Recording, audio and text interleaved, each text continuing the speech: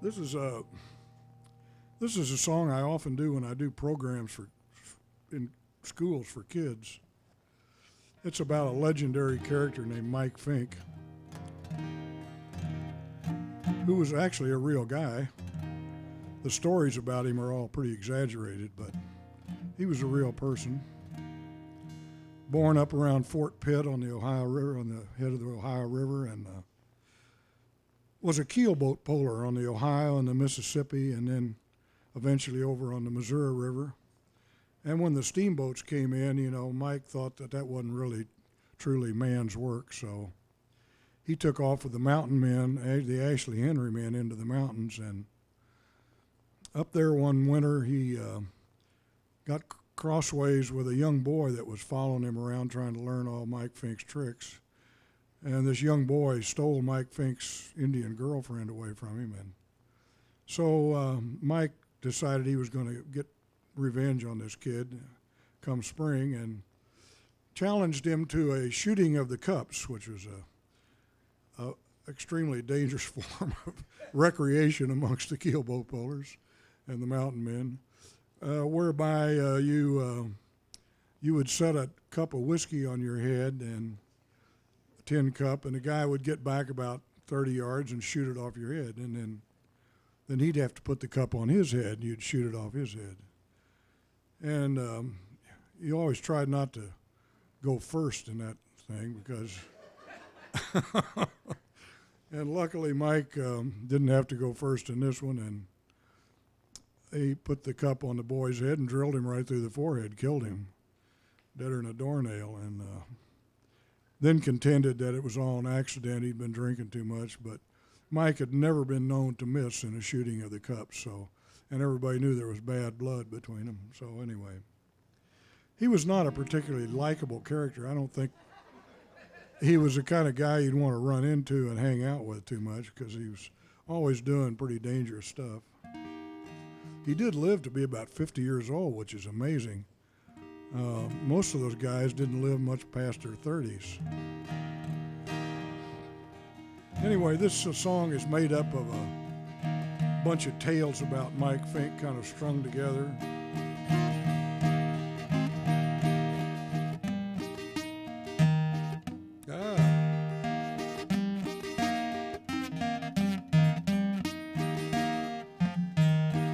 Rusty on this one.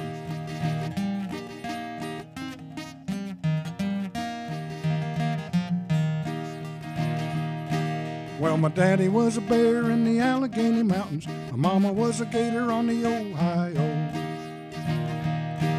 I was born full-grown at the forks of the river. Cut my teeth on a catfish bone. Oh, my name's Mike Fink and I'm a keelboat puller, Salt River roller, and I eat live coal. I'm a half alligator, I ride tornado. Now this next part here is the part I always have the kids try to sing along with me. And fourth graders can do this real well, but when they get older they can't do this anymore. So I can out, feather out, jump out, hop out, skip, throw down, and lick any man on the river. I can out, feather out, jump out, hop out, skip, throw down, and lick any man on the river. Well, I learned how to hunt from the wolves and the painters, learned how to wrestle from a grizzly bear. Well, I never been beat and I never been bested. Don't give a damn if the devil don't care. Well, my name's Mike Fink and I'm a keelboat puller, Salt River roller, and I eat live coal. I'm a half alligator, I ride tornado, and I can out, feather out, jump out, hop out, skip, throw down, and lick any man on the river. What I usually do when I'm doing this with the kids is speed it up every verse. See if they can follow me. It's getting to the point there where I can't follow myself though.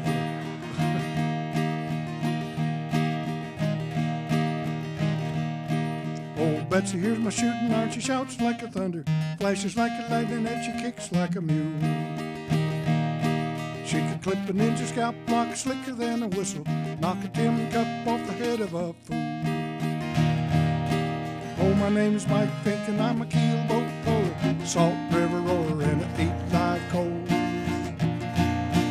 I'm a half alligator, a ride tornado, and I can out, feather out, jump out, hop out, skip, throw down, and lick any man on the river. Well, my jawbone is tougher than a granddaddy snapper. My back is as strong as a buffalo bull. I can put my fist through a steamboat's boiler, spit my tobacco through a riverboat hull. Oh, my name's Mike Fink and I'm a keelboat puller, Salt River roller and I eat live coal. I'm a half alligator and I ride tornado, and I can out, feather out, jump out, hop out, skip, go down and lick any man on the river. Well, Carpenter's a name and I guess you hear tell of, taught that critter everything that he knows. But he done me dirt on the Yellowstone River, crossed his eyes with a musket ball. Oh, my name's Mike Fink and I'm a keelboat puller, Salt River roller and I eat live coals. I'm a half alligator and I ride tornado, and I can out, feather out, jump out, hop out, skip, go down and lick any man on the river.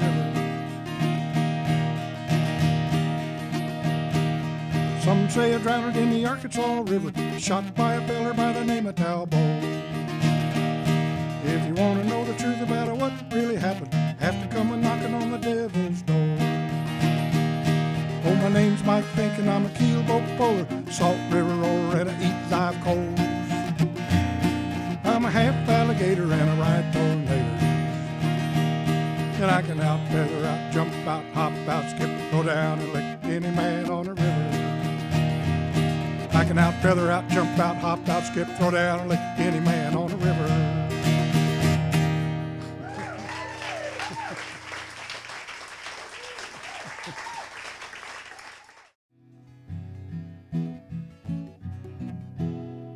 Yeah, you all know about Huckleberry Finn, I'm sure. Don't have to explain it. This is based mainly on the mural that Thomas Hart Benton painted in the state capitol, at least the first verse is. And the rest of it's all more or less based on chapter 19 in Huckleberry Finn. So if you haven't read Huckleberry Finn in a while, pick it up and read chapter 19. What a great chapter.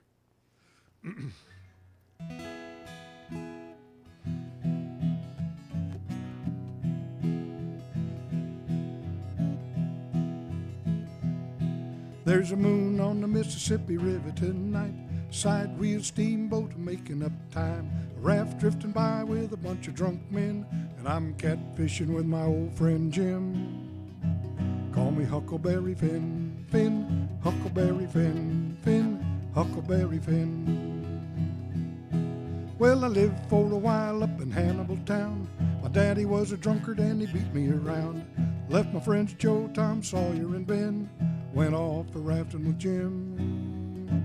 Call me Huckleberry Finn, Finn, Huckleberry Finn, Finn, Huckleberry Finn. Well, we run by nights and we laid up days. Dawn turned the river to a smoky haze. Lazing in the shallows, doing just as we please. Me and Jim are laying here dreaming. Call me Huckleberry Finn, Finn, Huckleberry Finn, Finn, Huckleberry Finn. Life slides by when you're living on a raft. You never rightly know what's gonna pass. Sometimes danger, sometimes fun, sometimes it's just a piece of driftwood. Call me Huckleberry Finn, Finn, Huckleberry Finn, Finn, Huckleberry Finn.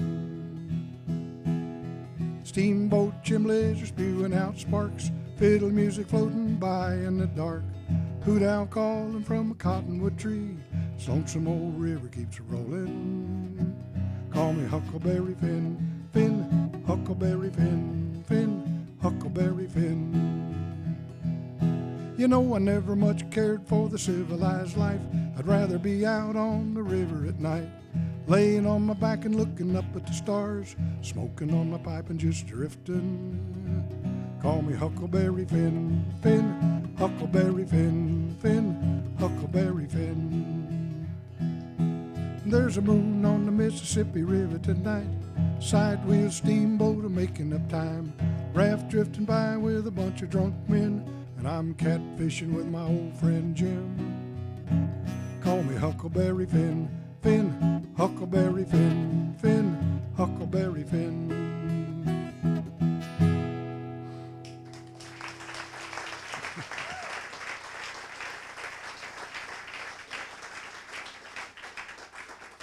Well, starting in 2004, actually a little bit before that, we started celebrating or commemorating, or whatever you want to call it, the epic journey of Lewis and Clark up the Missouri River and back again.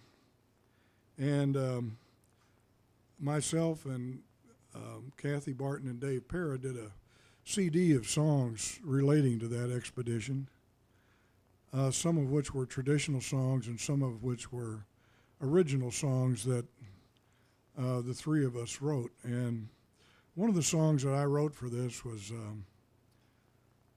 an especially interesting song to me to write. I've always liked this song a lot. It's rather tragic, but what the heck. I don't know how many of you realize what happened to Meriweather Lewis at the end of the Lewis and Clark expedition, but he got appointed to be the governor of Upper Louisiana and sent to St. Louis.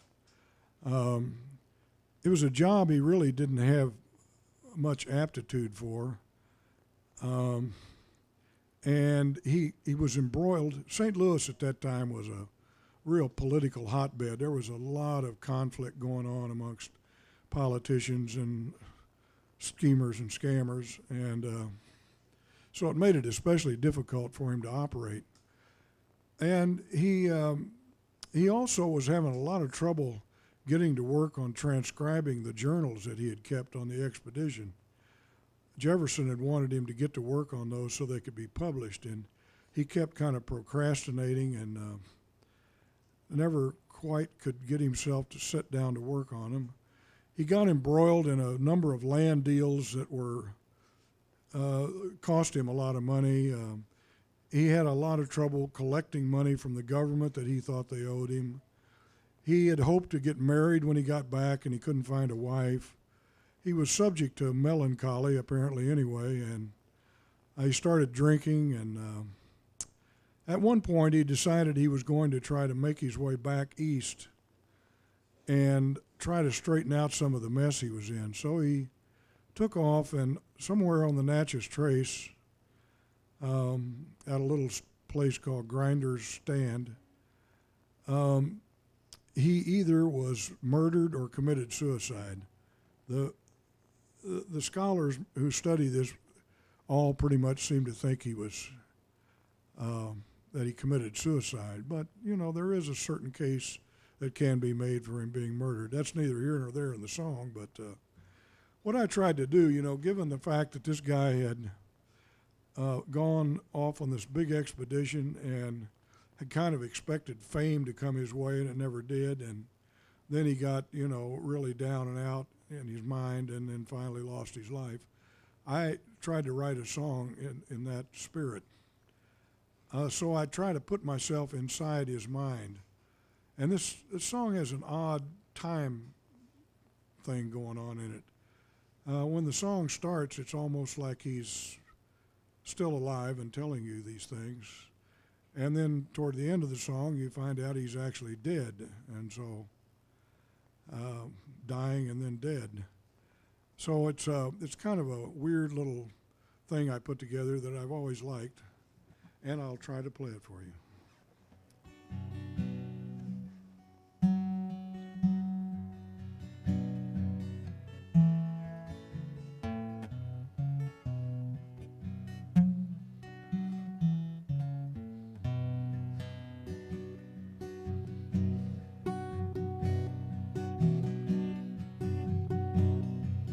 I still can remember the day he first told me I had been chosen to live out his dream.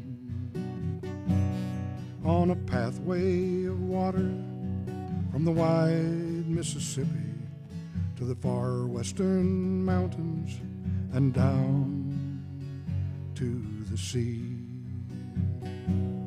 I remember the day we left from St. Charles.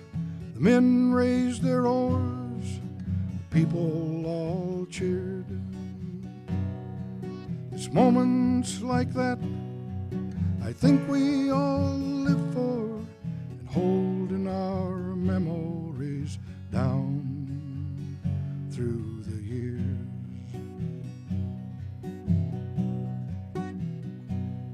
There are days I remember, the shine on the water, the great rolling waves on the wide prairie sea. And sometimes at night I can still hear the laughter, sound of the fiddle and the wind in the trees.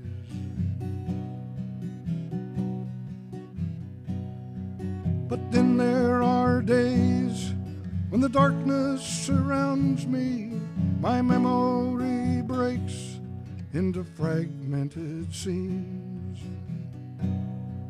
It's then that I wonder if what I remember is something imagined or something I've seen.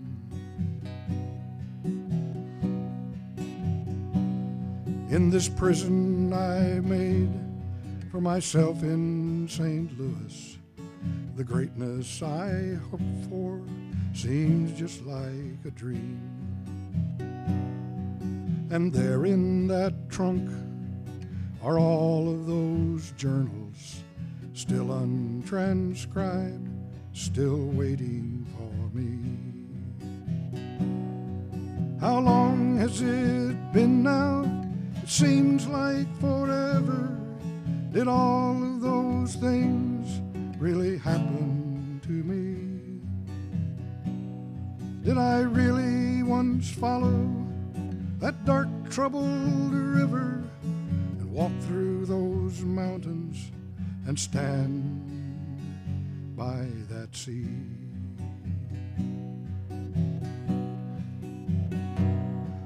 And where am I now on this path through the forest?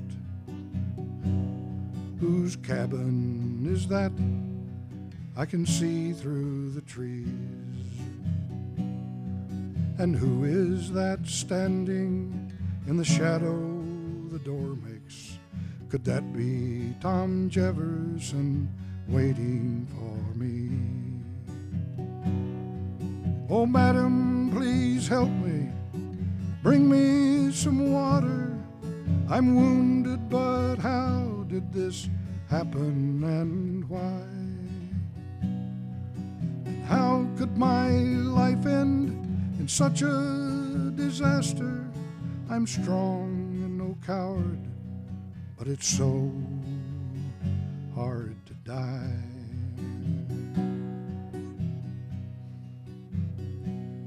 There are days I remember, the shine on the water, the great rolling waves on the wide prairie sea.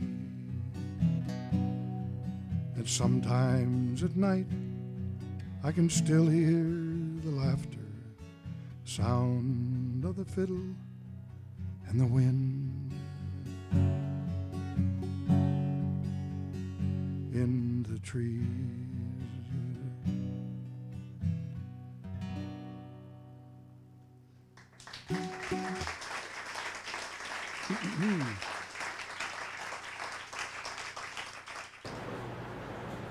I was too old to believe it when the wind started picking up more than candy wrappers and Coke cans.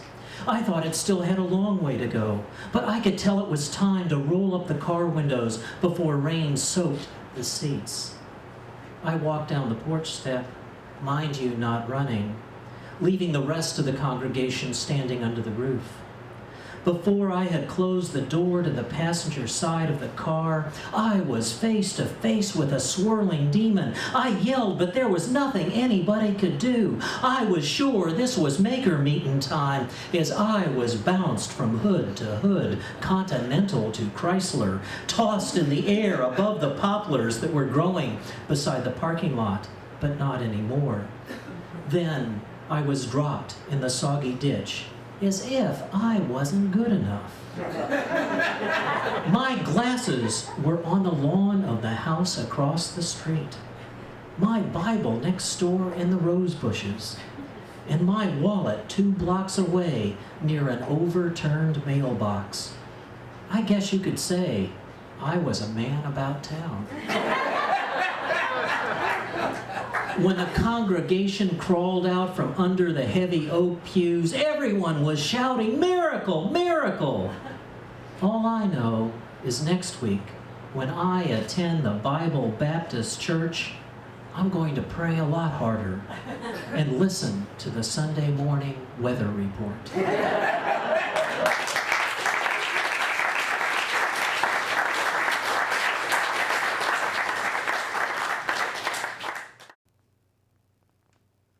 I've been greatly inspired in my life by the man John Nyhart and his poetry and writing. And I'd always wanted to do kind of a little longer piece. I've done a few short things that have to do with him and some of the things he inspired in me. But I always wanted to do a little longer piece. And I've been particularly fascinated over the years. I keep going back to them, to his descriptions in the Cycle of the West of both the death of Crazy Horse and the death of Sitting Bull. And the death of Sitting Bull has always been especially kind of strange and interesting to me. So this is a song about the death of Sitting Bull. I don't, again, know how much you all know about this, but Sitting Bull, of course, he was really probably more a medicine man than he was a chief. He was a friend of Crazy Horse's, and they both were kind of the leaders or the inspirations for the Custer fight. After that, Sitting Bull went up into Canada with his band and stayed up there because he knew he was being looked for. And in, I don't know, the early 1880s, he came back. They were having a lot of trouble up there. His people were starving, and he decided he would come back and surrender to the authorities and try to make something of his life and his people's life after that. So he came back, and they put him and his people up on a reservation, the Standing Rock Reservation. And at some point, John McLaughlin, who was the Indian agent, decided that Sitting Bull was still a danger to them, that he was encouraging the ghost dance, and I don't know, I'm not going to try to get into explaining the ghost dance, but it was very briefly, it was a movement amongst the Indians to try to kind of get back their spiritual base. It was taken by the white man to be a kind of an uprising that they thought was going to result in a lot of people getting killed, but that wasn't really the point of it. So anyway, McLaughlin decided, since Sitting Bull was one of the instigators of keeping the ghost dance alive, that they needed to get up there and remove him from where he was. And actually, McLaughlin wanted him dead. He didn't particularly want him back. He wanted him dead. And they sent the Indian police up, and in the process of trying to arrest Sitting Bull, he got shot, killed. Prior to that, he had had a series of dreams and visions of death of himself and his people. And so in the poetic passages that Nyhart wrote about that, he incorporates a lot of that into the description of the death of Sitting Bull. And I just picked out a few key things that I liked and stuck them in there. One of the really strange things that happened when Sitting Bull was killed. Sitting Bull for a while had been part of Buffalo Bill's Wild West show. They used to bring Sitting Bull out, and he would get up and give some kind of speech in the Sioux language, in which apparently he was telling the white men what terrible people they all were. And since nobody understood it, they all cheered and clapped.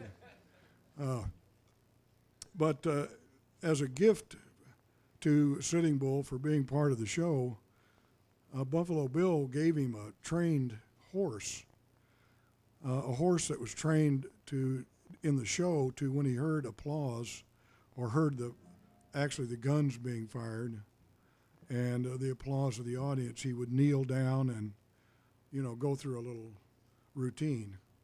And Sitting Bull had this horse out in his corral when the Indian police came to get him and shot him down. And the horse performed, thinking that's what he was supposed to be doing. That's always been like a particularly poignant part of that story to me.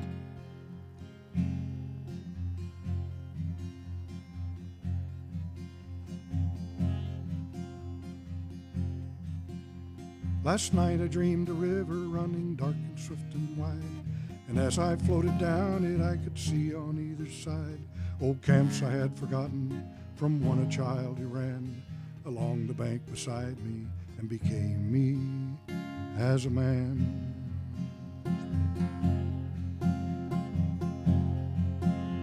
And now the stream was fast as wind, and all the days and nights I'd live passed by me, all hunts and feasts and fights. And still my life rushed by me, but now on either side the land was not so green, the sky was not so blue and wide. The sun became a moon, and in the ghostly light it made, I saw dim forms of buffalo rise up and fade away. On that mystery of water, under me too deep for sound, I drifted into waking and reached out to touch the ground.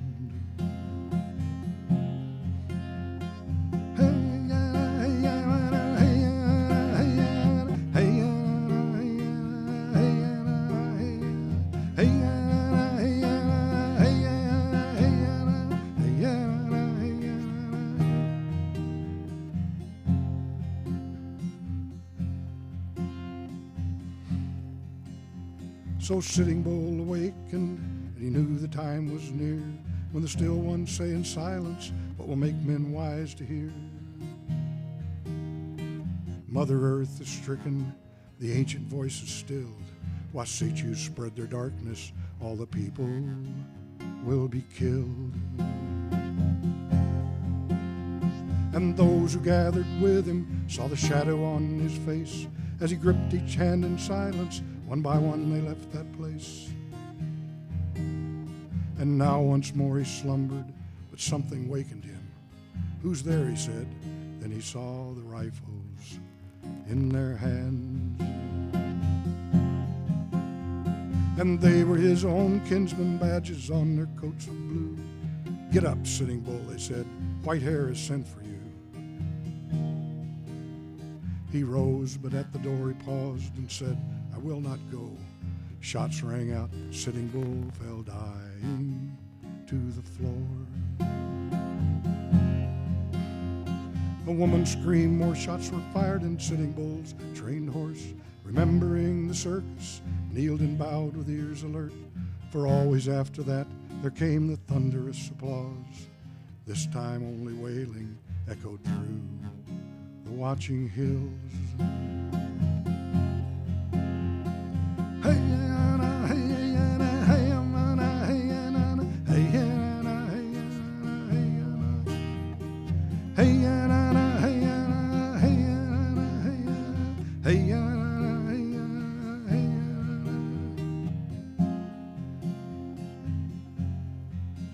So like crazy horse before him, Sitting Bull's great heart was stilled.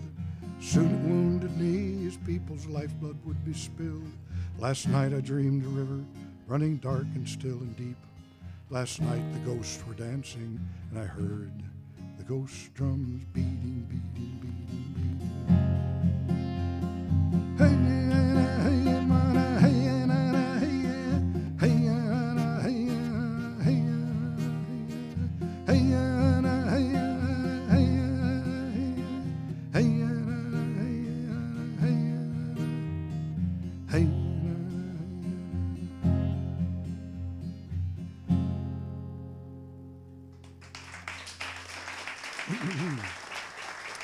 Thank you. Where was I? Oh, these are all going to end up being in the same key. That's all right. This one's called The Hounds of Callaway. There was a judge and lawyer living over in Callaway County for a long time named Hugh Williamson. And he wrote three different books about different things that went on in Callaway County, the Kingdom of Callaway. And one of the things he wrote was a really great poetic piece about fox hunting called Bolivar, the King of the Hounds. And when I first read that, I thought, man, if there's ever a song, there it is.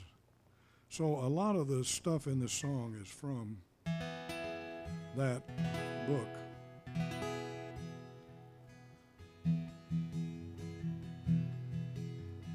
Back in the days of the kingdom, sir, when my daddy was young, before the war, back when the foxes and the hounds and men run all night in the woods like the wind, nobody ever got tired or old.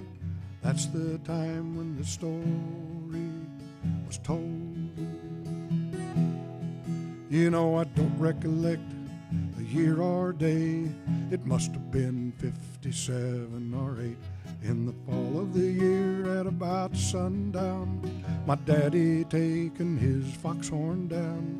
He put it up to his lips and blowed like the trumpets that brought down Jericho.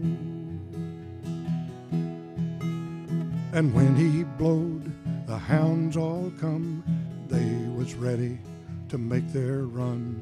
He said, go find 'em, and they was gone, with Bolivar leading the others on.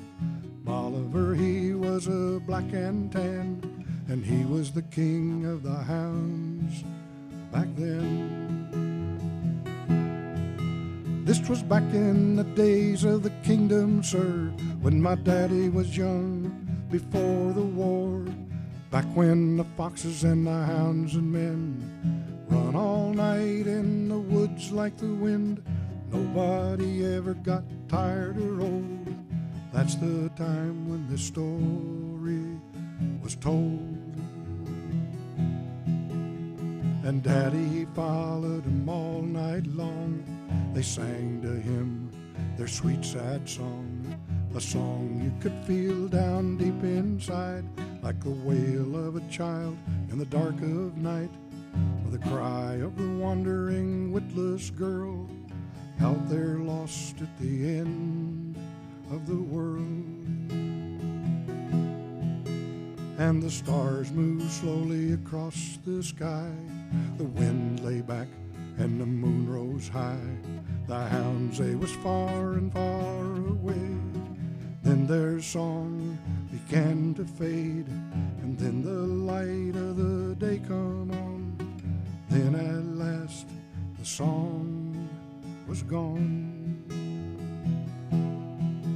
This was back in the days of the kingdom, sir, when my daddy was young, before the war, back when the foxes and the hounds and men run all night in the woods like the wind. Nobody ever got tired or old. That's the time when the story was told. And was there really a fox, you ask? Why, no, there might not have been no fox.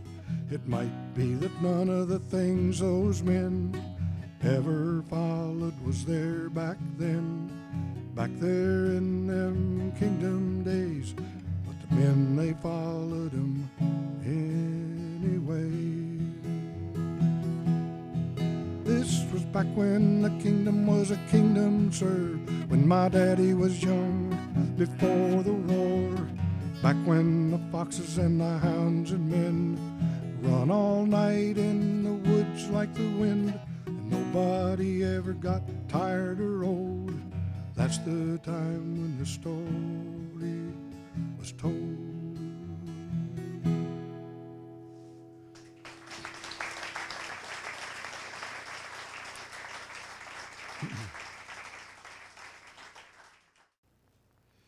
This one's called Corn Child. It's about the Hopi Indians.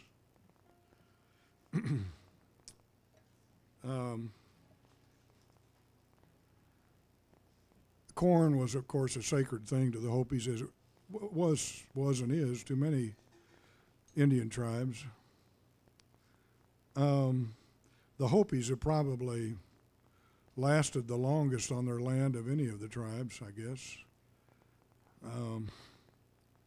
And I was inspired to write this after watching a film about the Hopis. I think it was called The Fourth World of the Hopi. But it talked about the importance of corn in their life and about the Kachinas, and it was just something about it that made it much clearer to me than it had ever been before watching that film, what was really going on there, or at least what I thought was going on there. So that's what this song is.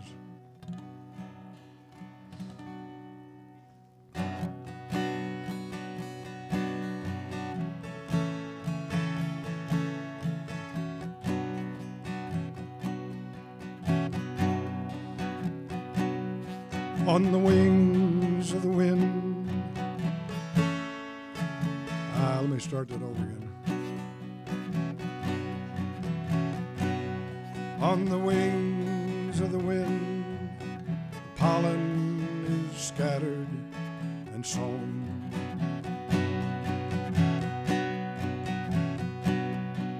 And deep in stillness, corn child begins to be born.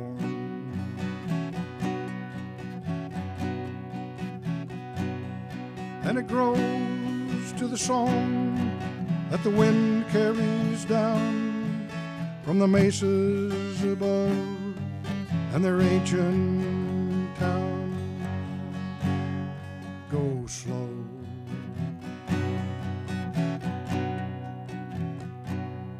Go slow, little ones, the Kachinas are near, and they dance with us here below.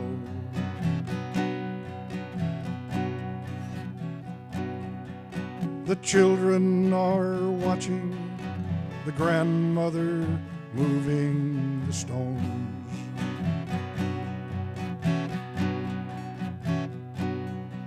She shows them a pattern she saw her own grandmother show.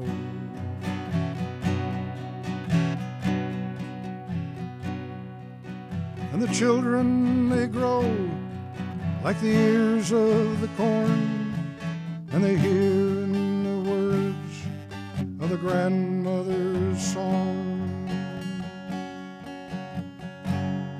Go slow. Go slow, little ones, the Kachinas are near, and they dance with us here below.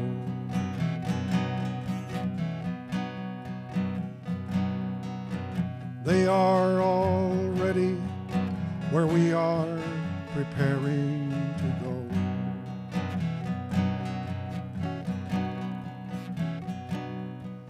The clouds are the last breaths of those of us dying below.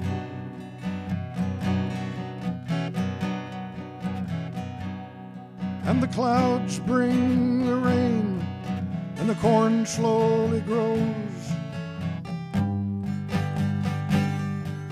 We dance in the plazas in long dusty rows. Go slow,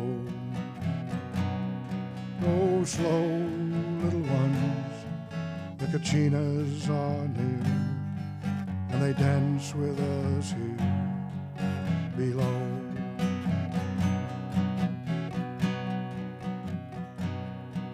And so comes the harvest and the feast of the first ripened corn.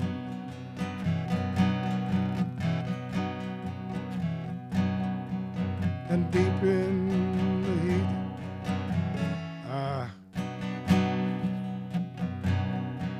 the ears from the stalks of their mothers are carefully shorn.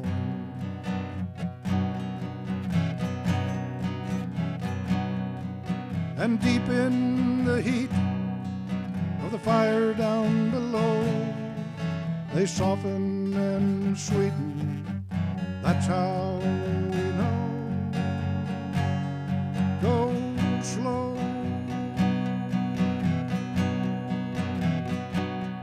little ones, the Kachinas are near, and they dance with us here below.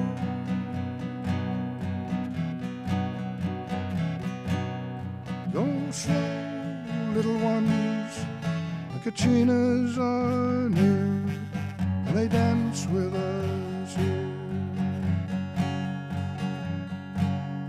below.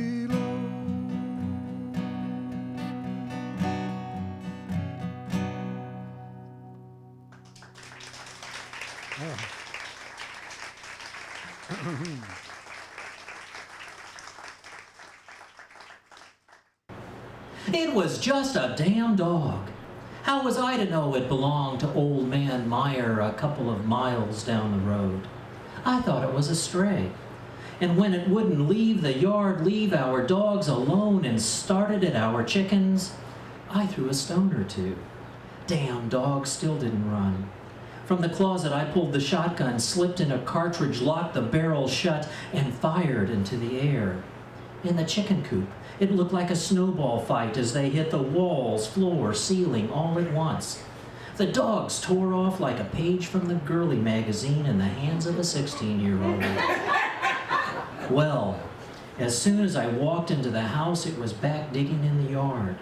This time, I aimed and threw the mangled carcass in the ravine on the other side of the pasture for the crows or coyotes, whoever got theirs first. Well, after a night in jail, lawyers' fees, court costs, and fine, I'm $450 poorer. Not to mention everyone in town calls me Mutt Masher or Great White Hunter. If that wasn't enough, I'm being sued for another $26,000 in damages. The damn mongrel didn't cost more than 10. I've got 3 of my own. I'll give him one of mine.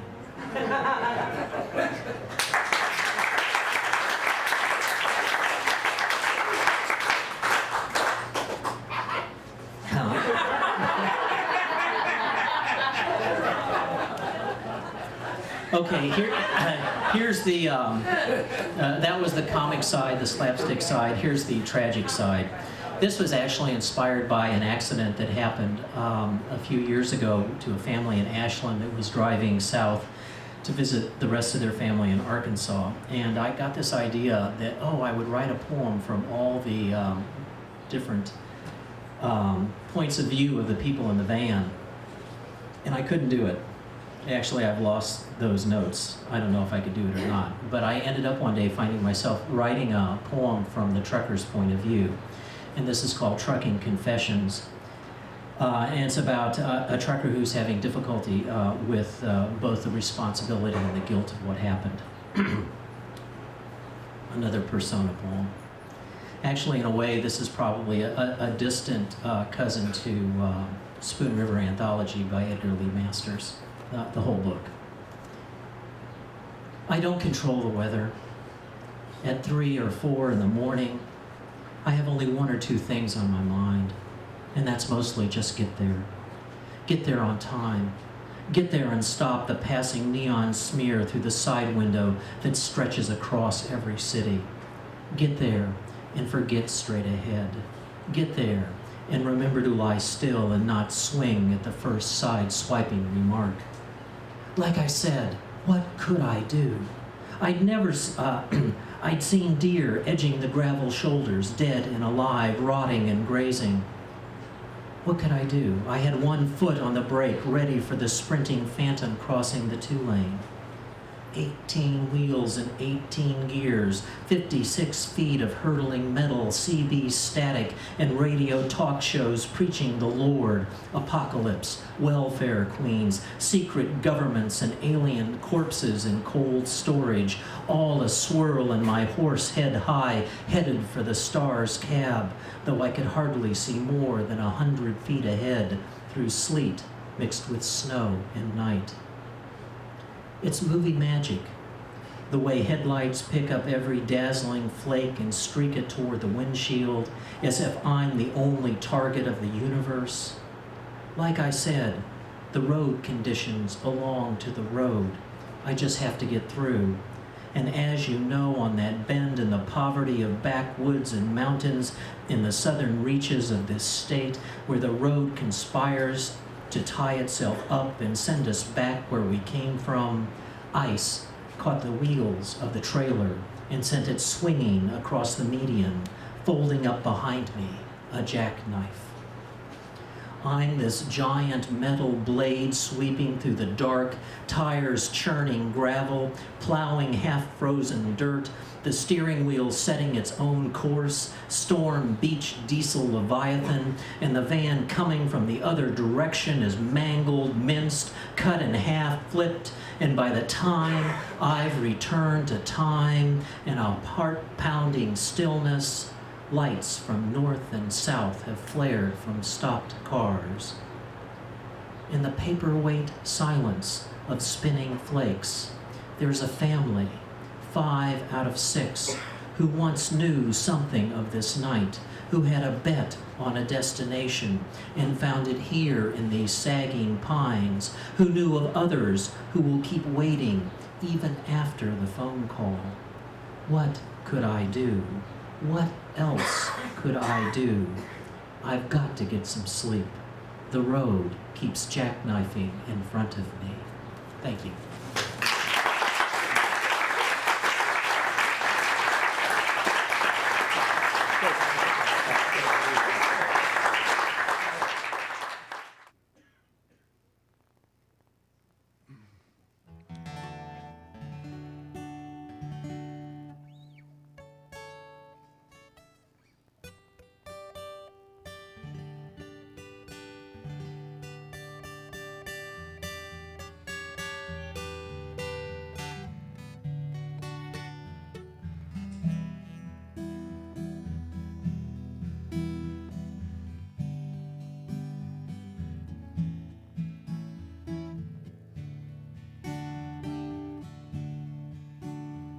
There's a place I'd like to go to one last time before I die,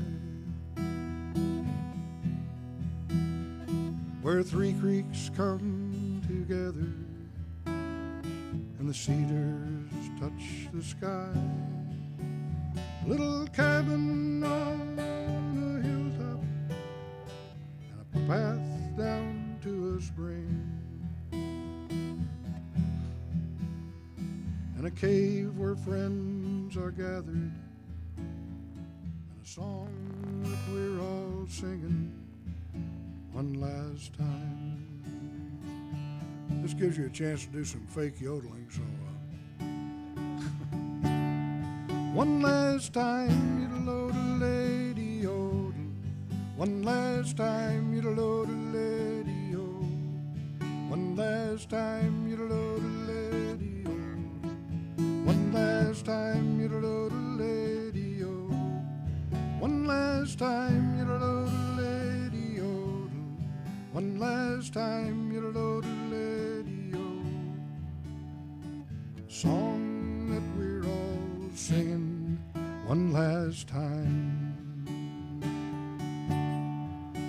I'd like to go out on the river one last time before I die, on a warm, clear night in summer, with a full moon on the rise. There's an island in the distance where laughing voices ring, ring, ring. Oh. Shadows dancing in the firelight, and a song that they're all singing one last time. One last time, you-do-do-do-lady-o.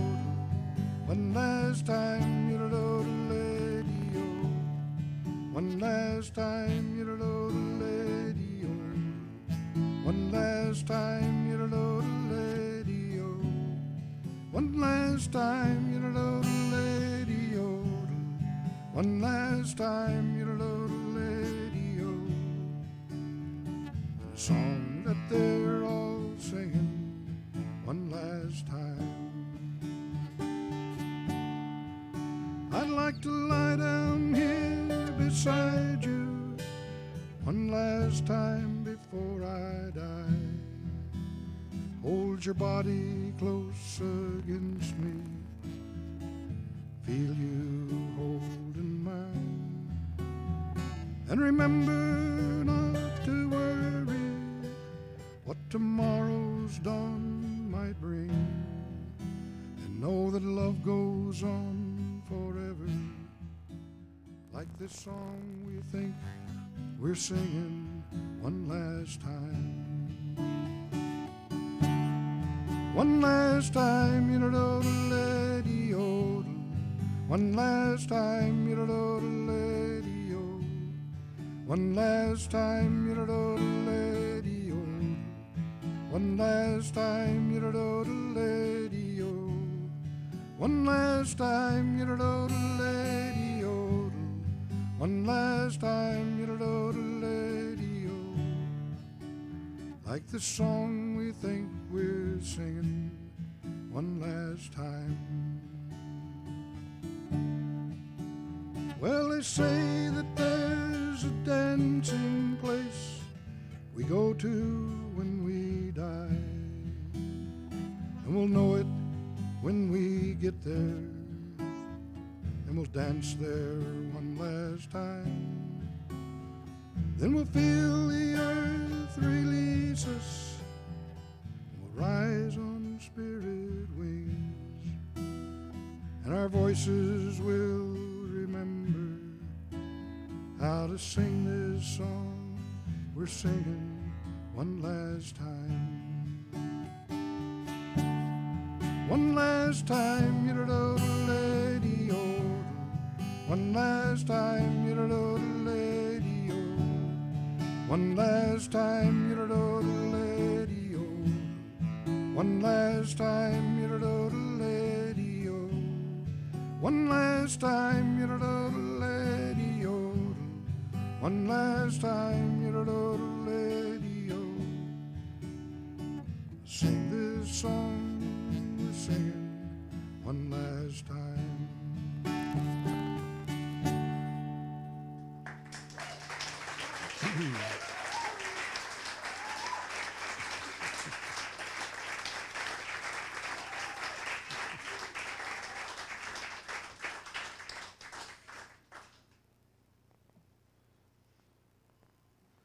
Sometimes the hands don't go where you want them to go.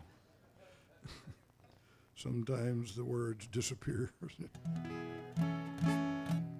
Okay, I'm going to do one more and then call it an afternoon here.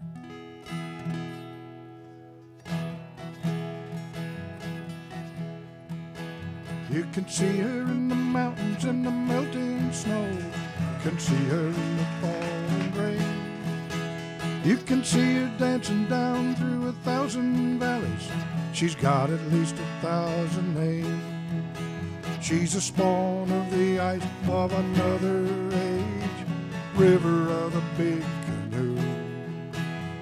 She's rolling on down from the Rocky Mountains, carrying the Great Plains news.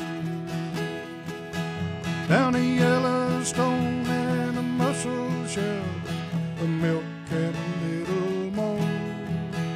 Down to James and the Grand and the White and the Bad, Cheyenne and the White Moreau. She's a spawn of the ice of another age, river of the big canoe.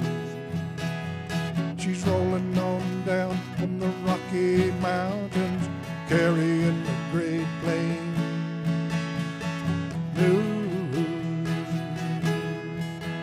When the Frenchman found her, she was Pecatadouille, a muddy river wild and free.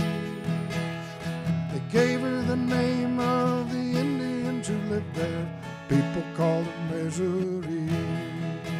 She's a spawn of the ice of another age, river of the big canoe. She's rolling on down from the Rocky Mountains, carrying the Great Plains news. She's been a river of fur and a river of gold, a river of crazy schemes. Been a steamboat wrecker and a river of coal, a river of broken dreams. She's a spawn of the ice of another age, river of a big canoe. She's rolling on down from the Rocky Mountains, carrying the Great Plains news.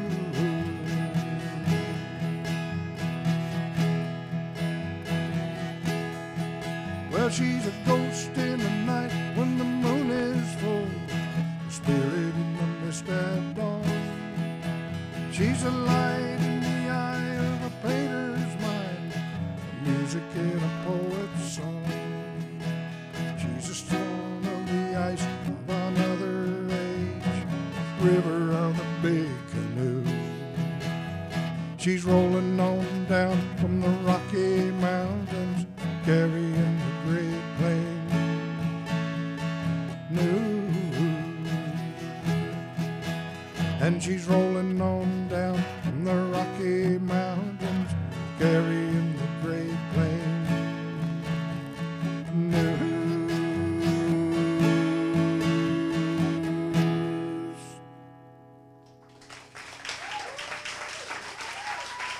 Thank you.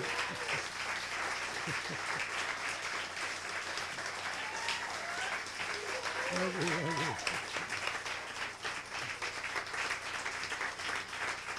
Thank you.